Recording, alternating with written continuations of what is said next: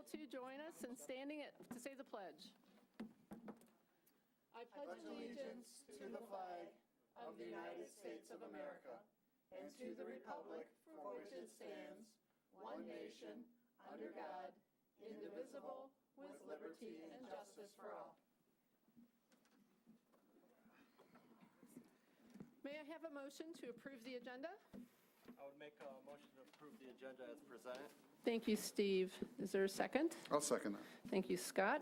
All in favor of approving the agenda as presented, please say aye. Aye. Those opposed, say nay. The motion to approve the agenda passes. Do we? We do not have a leadership. We do not have because of their testing exams. schedule, Okay. and so we're going to pass tonight. Well, we shall miss you and look forward to next meeting, which, yes, it brings us to, We have a very short Good news. presentation tonight. not with our because there's a break lack of good news. A lot of good news, so bear with me. Obviously, the best news that we've had, it comes from Tyler Kruger, the Pine Tree Center student who came back after the heart transplant. Obviously, hopefully you've all seen it on our social media, on our website, on local news. It's a fabulous story, and as we learned today, it is spread worldwide, actually, in Australia and multiple places around the United States. There was a big list I sent to the family today: Little Rock, Arkansas, Maine, Alabama, all these places, California, Fresno. It's just taken over everywhere, and it's really a fantastic situation, and hopefully we're going to get even more coverage. We've been contacted by national organizations as well, so we'll see how that Wow. goes. CBS. That's exciting. Wonderful. Adam's Family's coming. That's the play, and everything's live now on our website in terms of buying tickets. It went live last week, so hopefully, you all will spread the word and buy the tickets. They want to fill. They obviously put on great shows. We know that. Sequoia Howard traveled to Washington, D.C. You can see that she received an award due to her participation in politics from the high school, which is very exciting. This is something that we've done a lot of, that some of our schools have started to do more, the FaceTiming, the Skyping with authors. They are able to connect with the authors and kind of get a lesson in live time after involving the book, which is a really cool one. And this is an author who Stadium Drive has contacted with a couple times, so they've got a familiar relationship there. I did that. I'm going the wrong way. Rosemary Baer was here, the state senator. She met with cabinet, and Jake was there as well. And then she went and read it at Sims Elementary in a couple classes, it was a really nice day, and she really was impressed with Lake Orion and all the things that we had to offer. The end of the March Reading Month brought a lot of interest from a lot of people, and there was a lot of creative things. Paint Creek, they were up on the roof to cap the day, and they read from the roof down to the kids, which is exciting. At Orion Oaks, this was Drew Tollerton was a dragon. He said he'd be a dragon if they read a certain number of books, and they read 16,000 He's books. actually the T-Rex. So that was, and then Norm Wright, who is another teacher in the school, he was in the other costume, and so they did a dance-off. There's always an exciting time. The Science Alive people come with the animals. They also had a snake, and the kids at Scripps Middle School were able to see them up close, and there we go. There we go. So, any questions? Who won the Who- dance? It was a tie. That's a safe It's a answer. cop-out. So Well, thank you for the good news update. Do you have anything for communications? I think we're good. Thank you. We're good. All right. Just for those of you who attended Chris Barnett's Orion Township presentation, you saw Marion in her lesson, and it was nice that the community was able to see all the things that the great STEM program that we have going. That was Thank good. All right, thanks, Mark. So next we have public participation, but nobody has signed up. So that moves us right on into strategic areas of discussion. And we're going to begin with superintendent's update. Thank you. I just have a few things tonight. The women, Kay Cornell and Suzanne Klein, who will be doing our strategic planning process, will be at the June 26th board meeting to go over that process with the board, kind of like what they did. Birgit and I had met with them, and I think we shared that information with you, just so the board, before we make any final commitment to them, has an understanding of what that process is all about. So they'll be at the June 26th board meeting. I wanted to talk to you just for a minute about the safety grants. This is the second year that we have applied. The first year, we did not receive a safety grant. These are these major grants from the Michigan Department of something or other, and unfortunately, we did not get one again this year, despite the fact that this year we even applied to do it as a matching grant, so that we would match whatever we were requesting. And unfortunately, we did not receive a grant, despite the fact that many Oakland County school districts did. So John and I kind of pursued to determine why we did not receive that grant. And evidently, they disqualified our grant because they felt that one of the signatures was not the appropriate signature. It had to be signed by Lieutenant Dan Toth, who had already signed the emergency plan, but didn't sign the actual application. That was signed by someone from Homeland Security, as well as our liaison officer from the high school. So they disqualified our grant. So we have a beautiful grant. We're willing to put in a match, and we'll go for a third time. Wasn't it, what's that, 3 times is a charm, hopefully? That's what they say. If they offer it again next year. I'm really very disappointed because we really, like I said, John and I really fought back to get it approved, but at any rate, we didn't get it. Marion, what was in it that, what was the scope of the grant? Oh, it was primarily for the high school, Okay. and it was for safety and security issues and measures at the high school. And I don't remember, what was the amount, 250-some thousand or It was four? about 600 and a quarter Altogether, total. Okay, They'd be roughly 500, and we were the 25% match. I'm but it doing the was math for right more somewhere. safe and secure Yeah, it was- kinds of things. Some of the things that we would have had in the bond and the sinking fund, but this would have extended some of those things. Yeah, we're going to use Yeah. it to leverage some of the existing programming. We knew we were already going to do with the bond work, so we can, Free Go to up the next some one. of They wouldn't let that. us resubmit it? No? no, I suspect the For bottom one line, they signature? had, they had, I think they had a $25 million or $50 million pool, and they got, that plus 50% again in requests, so they were just looking for Sure. disqualification things to. Well, and the sad part was that we did have Todd's signature in the application, Right. but it wasn't on the actual form. So, at any rate, we didn't get it. So I just wanted to let you know that we did apply. And Kyle Medier at the high school worked very, very hard on this application. So that's second. And then I do want to bring to your attention the issue, we've been notified by the Oakland County Health Department regarding the measles outbreak in the area in Michigan. We do not have any reported cases in the Lake Orion Community Schools, but there are specific laws by which we would have to adhere in the event there is an outbreak or a case in any one of our schools, and that would be that anyone who is not vaccinated would be excluded from the schools for 21 days or until they're vaccinated. That is the law. And if some of you were on the board, I think, when we had the chickenpox exposure at the high school, it was a few years ago, and we did have to exclude. It's a very cumbersome process, trying to identify who has not received their immunizations and so forth. But I just want to alert you that that is the law, and we would have to adhere to the law of 21-day exclusion. Do you remember what we did last time with the chickenpox? Yes, they do. Where we actually felt We that the amount... invoiced the health department right. for $9,000 for extra time spent on doing the research, follow-up, and all the steps that were mandated. Right, Did we ever send that to collections? Because they didn't pay it. they did not pay it, Did no. not should. Well, I'm glad you brought that up, Marion, because I was going to bring it up later, and regardless of what happened during the chicken pox era, and I remember that, and it's our obligation as school board members and administrators, and the community at large is very alarmed by that. Front page of the Oakland Press today. My concern is for us to take a strict, well, how do we find out which children are We or have not? records, And the waivers. I know that, but are we going to notify the parents, or are we going to wait and see until a measles outbreak is? I'd rather be proactive, because I am very concerned as a citizen, and I know a lot of other people are. So I sent out yesterday a notification to the entire community, alerting them of what the requirements that. are. So that's what did go out from the school district. But a lot of people choose to ignore that, too. So we need to make plans, in my opinion, if people do not comply with the law. You indicated what the law is. I'm familiar with the law, but yet we need to have enforcement measures. Just my personal opinion as a citizen.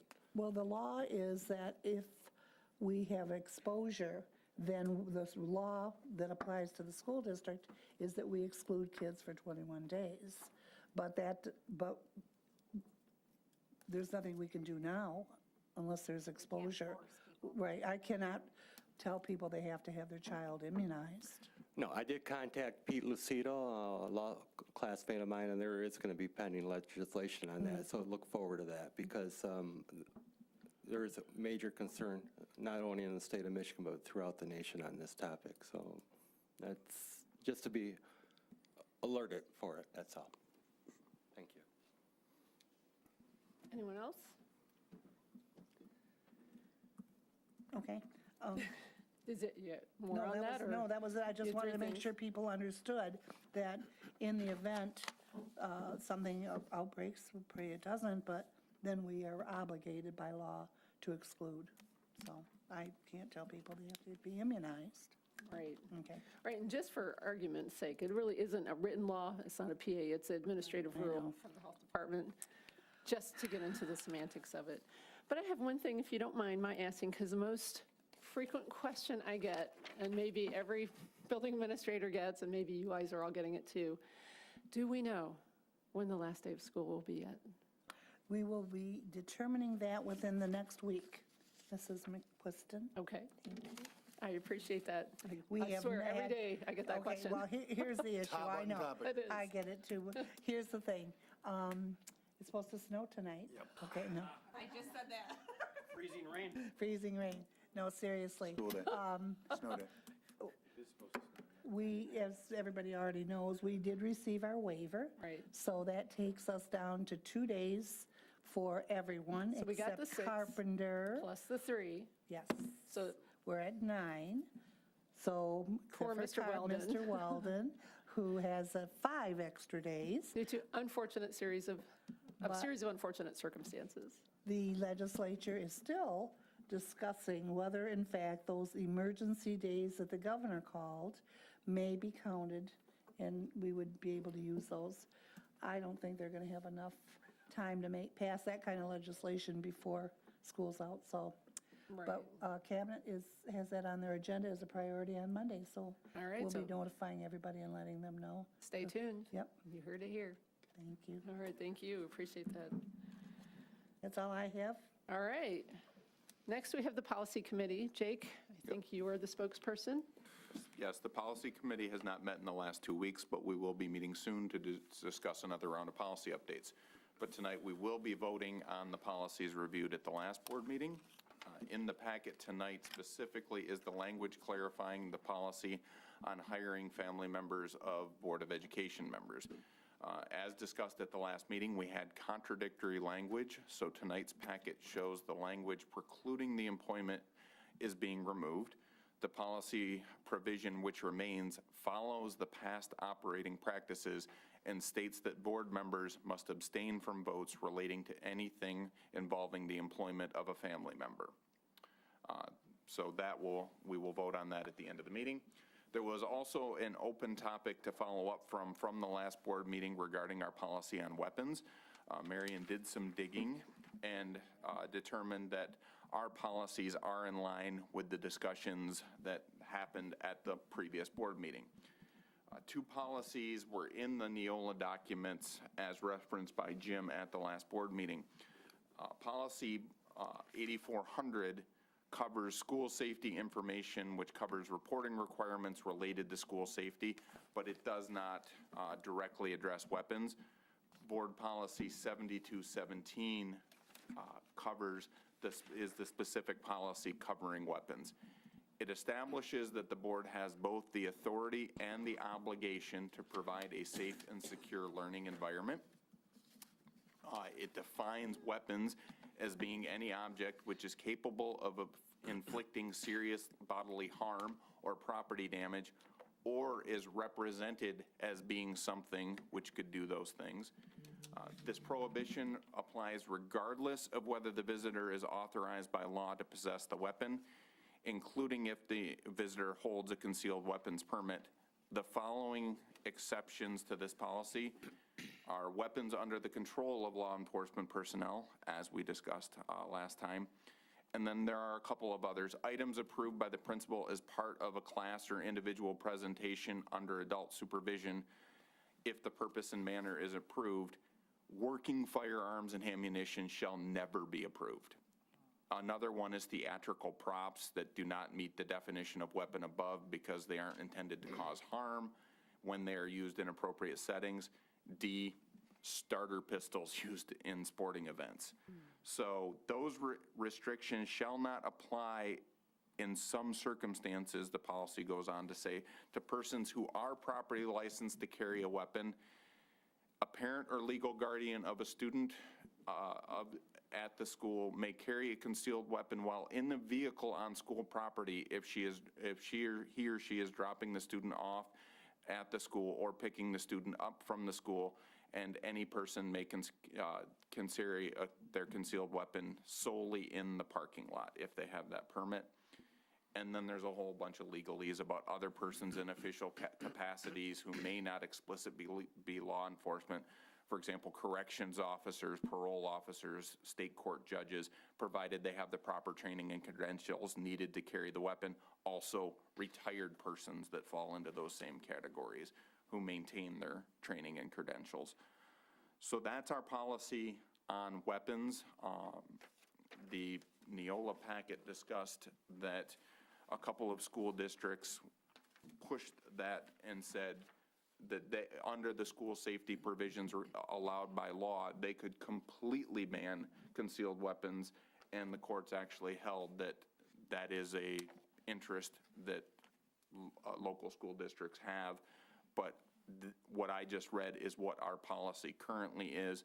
So if someone has any discussion points about that, we can take that back to policy committee and work it back through for our next round of updates regarding our weapons policy. So with that, I will open it up to any questions, concerns. Jake, may I ask? First of all, thank you, and I agree with Ms. Janopoulos. You did a lot of work on this, and Mr. Taylor and I were talking at the last board meeting, and I admitted that I sped read it. I didn't read it in detail.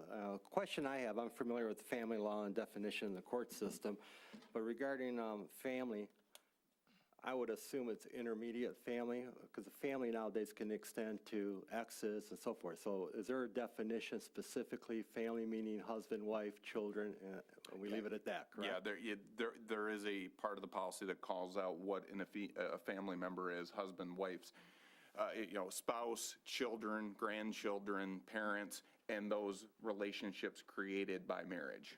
So there is something specifically in our policy that calls those relationships out. So there wouldn't be a conflict if it's an ex-wife or ex-husband or something of that nature? Just for an example. The only thing I could think of there is if, for some reason, that goes under the conflict of interest policy, where if you're in an alimony relationship or a spousal support relationship and it could benefit you for your spouse for getting a higher income, then under the conflict of interest rules, you should abstain from voting on that issue. So there's some discretion that a board member needs to use, but our policy does not specifically exclude that, because there may be no conflict of interest under the law just because they're an ex-spouse. That's a great example. So it clarifies it for me. If there's no monetary gain, for example, it's not going to be broadly read. It'll be more narrowly interpreted, correct? Yes, it's that I don't know if there's a legal definition to that conflict of interest, but that's where it would lie. So if there's a child support or a spousal support arrangement where a board member would benefit from from that, then it's incumbent upon the board member to abstain from that vote. Thank you. Good question. Jim? Did you have anything, I mean, I know that did this answer your question? On the weapons? Yes, sir. Oh, yeah. Okay, That- perfect. That covered it on the weapons. I just wanted some clarification on what latitude that we had, and certainly, I think when we reviewed this previously, that we didn't want to exclude law enforcement from being able to carry weapons on Absolutely site. not. Thank you. All right, so we'll have a vote, as this is the second reading, we'll be voting on this at the end of the meeting. So thank you, Jake, for that update. May I just? Yes, you may. This policy that Jake referred to, that's not in our policies for approval tonight. This is an old policy. Right. We approved Okay. this Right. last Yeah, year. we did The this last year. weapons was just a follow-up Right. on Upon a a question. question from the Right. prior board meeting, But yes. there's 346 other pages of Yeah, other policies, Policy. exactly. Thanks, board- Jake. the Board Self-Assessment Committee. We're having a meeting on Tuesday, April 16th, so stay tuned for that. And that brings us roundabout to student achievement. Assistant Superintendent's update. Okay, well, it is testing week, so is. big week for all of our students and staff, specifically our juniors. This is really a grueling week for them. They have quite a few tests. But with that, I also wanted to let you know that our Schools of Choice window opened this week, and so that goes from April 8th to May 8th. And also May 2nd, you may remember that the Lake Orion Optimist Club hosts a fourth grade recognition that is May 2nd this year, 6:30 at Orion Oaks, just as FYI. And then at your seats this evening, there is a paper that is listed children and families. This is from our Head Start program. As you know, this is a grant-funded program, and so quite a bit of information that is through this grant has to come to the board for your information. So that is what this is about. This is the Head Start had federal reviewers that come throughout the county. They visited 49 classrooms in the county, and they measure certain things in the classroom that you will see on this list here, and then those classrooms are rated. What you are seeing here is the rating for those 49 classrooms in the county. Again, this is just for your information. There's nothing that you need to do about it, but it is something that, based on the grant, it is something that we have to share with the board. And so that is for your information there. In addition, today, we had the bond design committees meet. Today, early childhood met. We finished all of our discussions on all of the tours that we have been on, and so we are continuing with discussions as to what we want the building to look like, what we want there, and some things that we've seen that we don't want. We also met with Weber, looking at building plans, taking a real, real big look at some of the things that we are discussing at Weber, and just starting to look at building plans. STEM also met, and we talked about what are our successes, what are our challenges regarding the programming that we have this year, and what are we hoping to accomplish with these additional spaces in the future. And Orion Oaks met and also discussed building plans. Again, a real broad view, just beginning those initial conversations. All of our next meetings will be on April 24th, and we will be adding one more group, one more design team, so this will make number 8 we are adding a elementary media specialist group, and so that group will be kicking off on April 24th. In the meantime, on April 18th, we do have a small group from the Furniture Committee that will be taking tours. Those are currently being set up by our interior designer for us to look at some furniture. And I think that's it. Sounds exciting. Sounds like a lot to manage. Thank you for doing all that, Heidi. Yep. And now we have the curriculum committee report. Oh, you have I'm sorry, you have a question? So what is the media specialist, like, are they meeting on the technology needs, or? No, the media, in the bond, all of the media centers are getting renovations, and so we'll be discussing with the media specialists, what are they currently doing in that space, what do they hope to do? And then, as our discussions took place today with STEM, part of the discussion with the media center and the media specialists will be, what is the relationship between that STEM space and the media center space? So how do they interact? What goes on in each space? All right, thank you. Excellent. Well, stay at your mic, Dana. I'll stay here. Curriculum committee report, please. There is nothing to report since our last meeting, and we meet again in a couple weeks. Excellent, thank you. And how about the Lamp of Learning report? The Lamp of Learning Committee will meet May 16th to pick the winners of the scholarships, and we look forward to that. When is the deadline for that, May 9th? That's hard to I believe. know, It seems like we a just month. I already A month remembered away. May 16th. I can't do 2 dates. Oh, I was asking Julie. All right, thank you very much. Now we move on to Human Resources Assistant Superintendent update. Yeah, just one thing. We did hold our public hearing this evening at 6 o'clock. I had mentioned to the board and the community at our prior board meeting, we applied for a pre-Labor Day waiver start to have that option available to us in the future.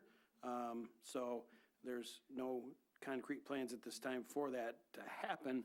We just do this in anticipation that when we do negotiate this, the calendar for 2 years from now, that would be an available option if we chose to go that direction. So I don't want anybody to think that it's a done deal that we're going to go for a pre-Labor Day start in the future, but we did get approval today through our public hearing process that that would be available to us for the following 3 years.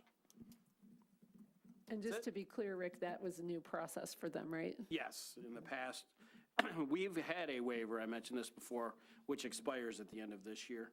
So this is reapplying, and this is the first time, they instituted this, I believe, a year ago now, where we had to hold a public hearing beforehand. And did any of the public show up? It was not well attended.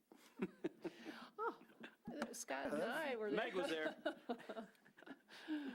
It was all cabinet or board members and the press, so that's who came to the hearing. But the good news is the waiver's been approved. It has been approved, correct. Thank you very much. That's all you have? That's it. That's it.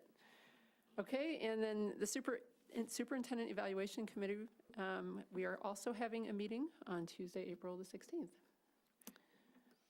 So we have nothing new to report right now. And just like that, we're at Finances and Operations. Assistant Superintendent update. You may find this hard to believe, but I've got nothing formal, just an update on the state's budget process. We are. Nutshell. Thank you very much. We're still waiting to hear from the House and the Senate regarding the budget process for the state, and that's it. I think that's a record. That is 100% a record. I still think I'm getting a bad rap here. Put that in the minutes. He's getting a standing The ovation gavel from has the not audience. smashed yet. Wave. Awesome sauce. Thank you, John. Thank you, John. That was my pleasure. So how was the Finance Committee report, Jim? No report this evening. Another very brief.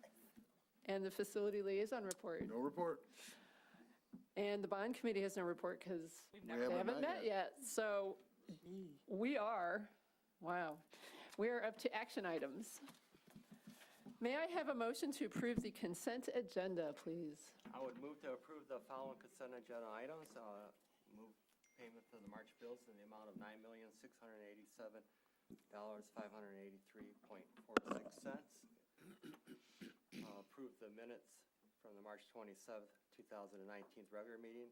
And I'd also approve or suggest a motion to approve the out-of-state overnight field trip request as presented. And should I read them, Madam President, or not? If you would please read them, that'd be appropriate. The high school AP Biology at Chelsea, Michigan for the dates of May 19th through the 21st of 2019. For our middle school, the Oakview 8th grade Washington DC trip, February 14th through the 18th of 2020. And for our other middle schools, Scripps 8th grade field trip to the Gettysburg, Pennsylvania, Washington DC, Luray, Virginia for the dates of June 14th through the 19th of next year, 2020. And D, approve the Head Start's coordinator's report. Excellent, thank you, Steve. Is there support? Support. Thank you, Scott. Any discussion? Those in favor of approving the consent agenda as presented, please say aye. Aye. Those opposed, say nay. The consent agenda passes. How about recap and next steps?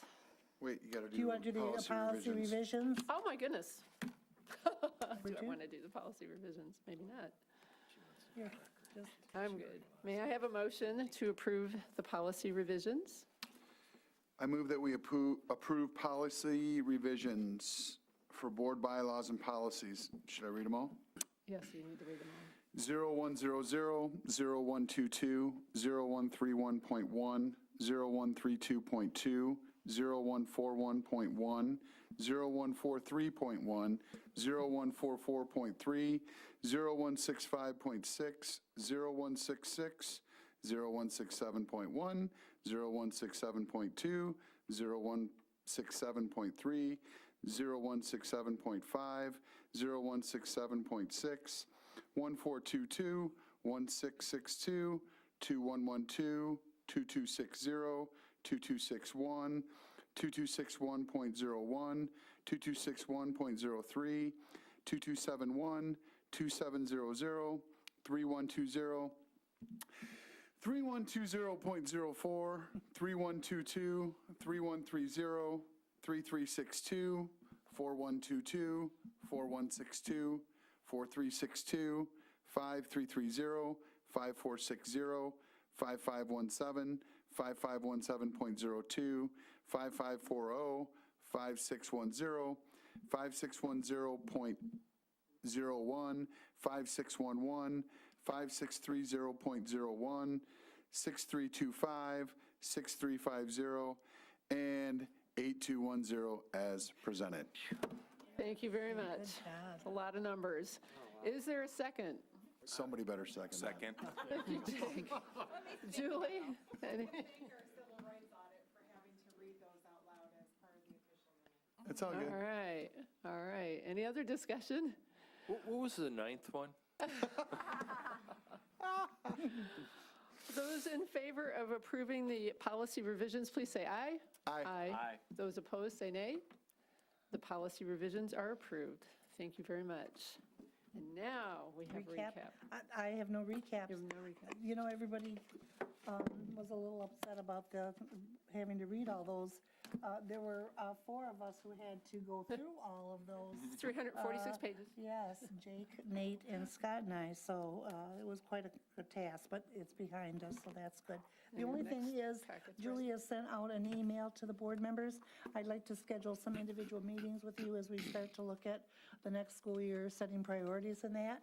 So if you'll be sure to look at your calendars and Reply to schedule Julie. and reply to her, I'd appreciate that. And with that, I have nothing else tonight. All right. What about you, John? You have anything else? Nothing Closing else. comments? Rick? I would just like to thank John for his stimulating report this evening. Heidi, how about you? Pass. And you're- I pass. You're I good. have All nothing right, else Jim, tonight. any closing comments? Tonight? Miss Dana? I'm good, thank you. Jake? Nothing further. Nate? Bless you, Scott. Steve? Just a happy Passover and a happy Easter to everybody. Oh, Thank that's you. right. We are- Scott, you okay? Oh, my gosh. Water run. Good luck to the schools in your testing. This meeting's adjourned.